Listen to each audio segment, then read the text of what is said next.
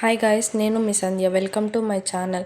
ఈరోజు రెసిపీ ఏంటంటే dosa with mutton curry అండి. ఇలా సాఫ్ట్గా ఎలా ప్రిపేర్ చేయాలో మనం చూసేద్దాం రండి.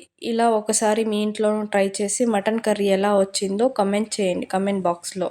ఈ రెండు కాంబినేషన్ బాగుంటుందండి, మీరు ట్రై చేయండి ఒకసారి.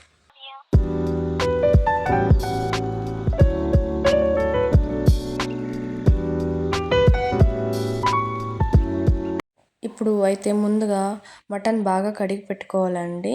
నేనైతే ఒక 1/2 kg మటన్ తీసుకున్నాను. ఒక 1/2 స్పూన్ పసుపు, ఒక 1/2 స్పూన్ ఉప్పు కలిపి బాగా కడిగి పెట్టుకోండి పక్కలో. మనకు కావాల్సిన ఇంగ్రీడియంట్స్ చూసేద్దాం.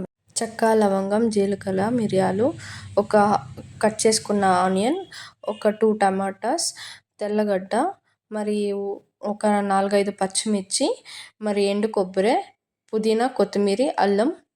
ఇవి కావాల్సిన ఇంగ్రీడియంట్స్ అండి. ఇప్పుడు దాన్ని ఫైన్ పేస్ట్గా చేసుకోవాలి. ఇంతకుముందు వీడియోలో ఈ పేస్ట్ ఎలా తయారు చేయాలో చూపించానండి. ఒకసారి వెళ్ళి ఆ వీడియో చెక్ చేయండి. ఈ పేస్ట్ని ఎలా తయారు చేస్తారో చూద్దాం. ఇప్పుడు మనకి ఈ పేస్ట్ తయారైన తర్వాత ముందుగా కుక్కర్ తీసుకోవాలండి.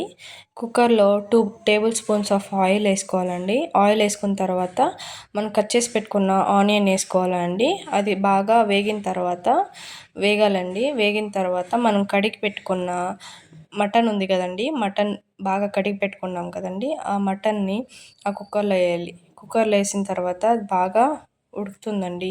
ఈ కుక్కర్లో ఎందుకు పెట్టాలంటే ఈ మటన్ అనేది ఉడకదండి నార్మల్ గిన్నెలో పెడితే, అందుకే కుక్కర్లో పెట్టాలి.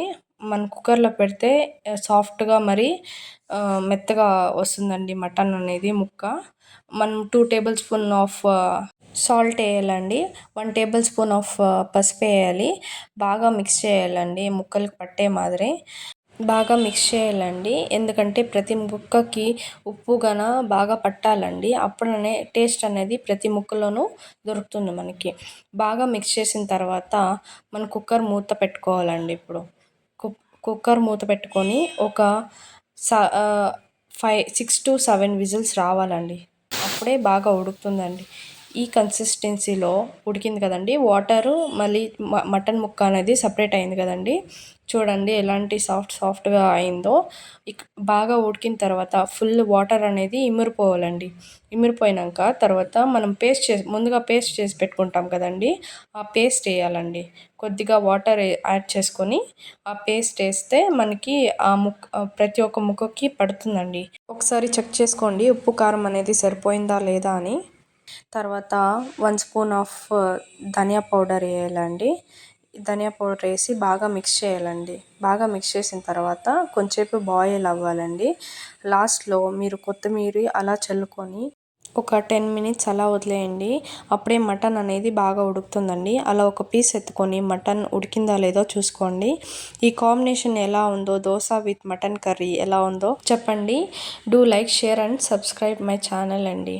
Thank you for watching this video.